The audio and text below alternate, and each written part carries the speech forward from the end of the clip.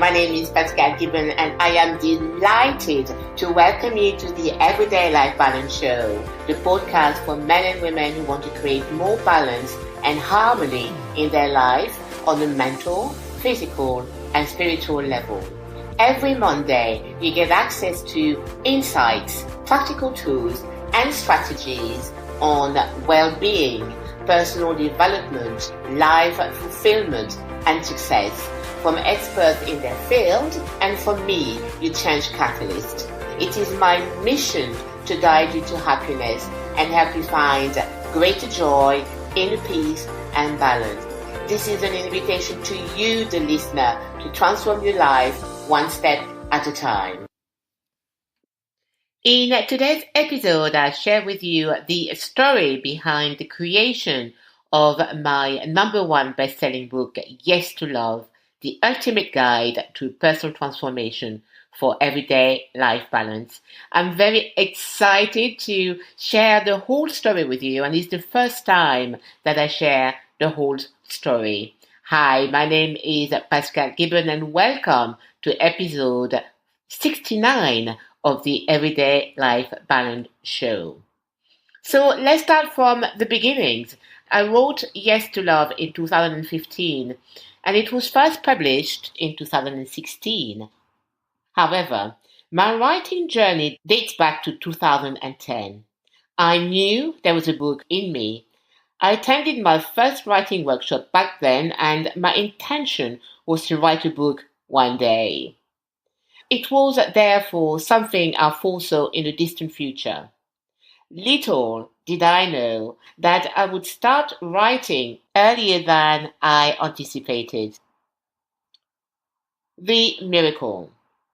The working title of the first book I wrote back in 2010 was Happiness Creation, still to be released in brackets. A miracle happened that year. I first put pen to paper whilst reading Susan Jeffers' book, Feel the Fear and Do It Anyway.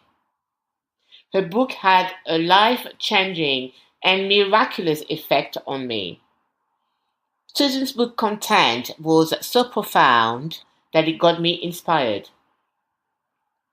I started making notes of inspiration in the book itself, and I jotted down some ideas. However, the more I kept reading, the more ideas kept pouring in. As I ran out of free space in Susan Jeffers' book, I ended up typing my first ever manuscript on my laptop.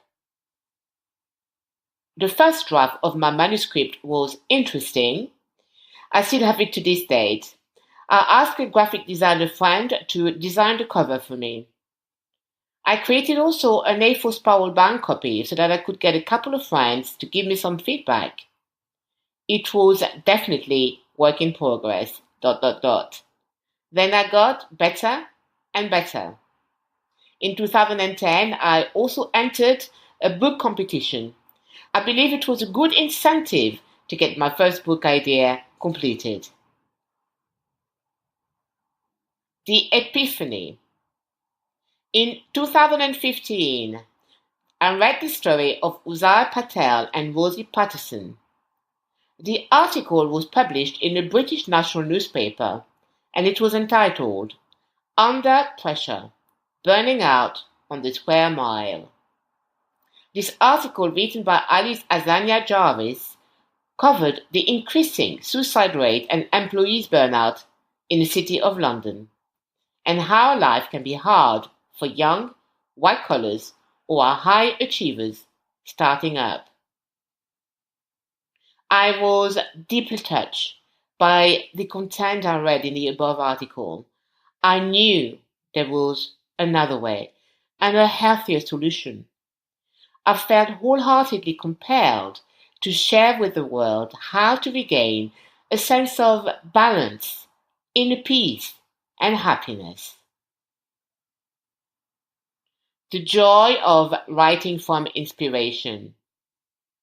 Before I started writing Yes to Love, I sought professional help on book writing in order to make my idea become a reality faster.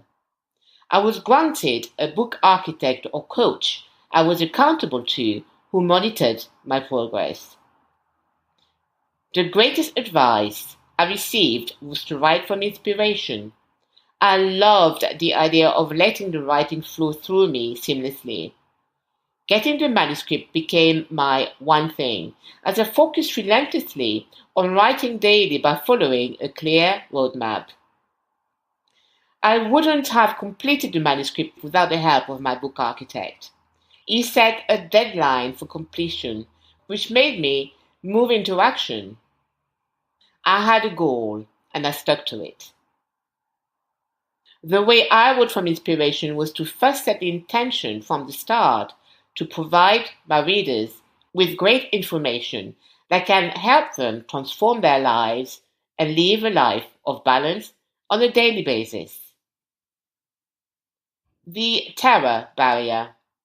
Yet the completion of Yes to Love did not happen without hurdles. I remember a time during the editing process when I hit the terror barrier. The terror barrier is like an obstacle or roadblock which gets in your way and you feel paralyzed by fear. One day, while I was editing the manuscript, I was overwhelmed by fear out of the blue. I asked myself, what if people judge me and criticize me? Fear stands for false expectations appearing real. And I was creating a story in my head which was breaking my stride and stopping me from getting Yes to Love published. My subconscious belief that everything had to be perfect held me back and could have stopped me from getting the book out to the world. Susan Jeffers said, "Feel the fear and do it anyway." As a result, I overcame the fear of failure or not being good enough by looking at my situation from a different perspective. And what I did was to stop centering my thinking around me as the author and to revisit my why I was writing Yes to Love. My why was simply to save lives after the alarming article I had read, to spread happiness and the message that love is the answer to a happy, joyful, peaceful, and miraculous life. After this realization, it all became clear that Yes to Love was serving a bigger purpose, and getting it published was my worthy goal.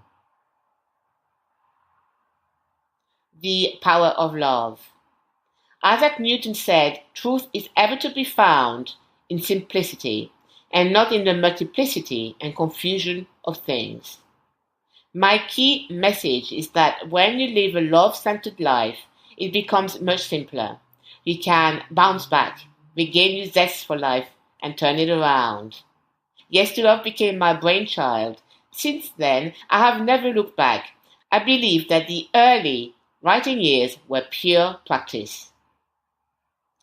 If you are a forthcoming author listening to this episode and you struggle with getting your manuscript out there, keep focusing and writing.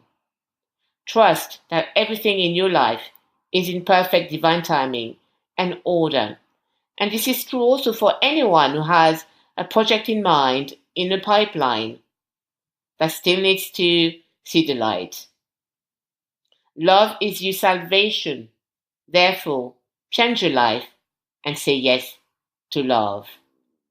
I hope that you enjoyed today's story. As always, remember, now it's your time to transform your life one step at a time. Have a great week, lots of love, and take care. I look forward to connecting with you next Monday. Thank you for listening. I hope you enjoyed this episode. Thank you for reviewing and rating the Everyday Life Balance podcast on iTunes. And thank you for subscribing to this podcast so that you can continue to get training each time I release a new episode. I look forward to connecting with you next week. And as always, yes, you can dream it, create it, live it.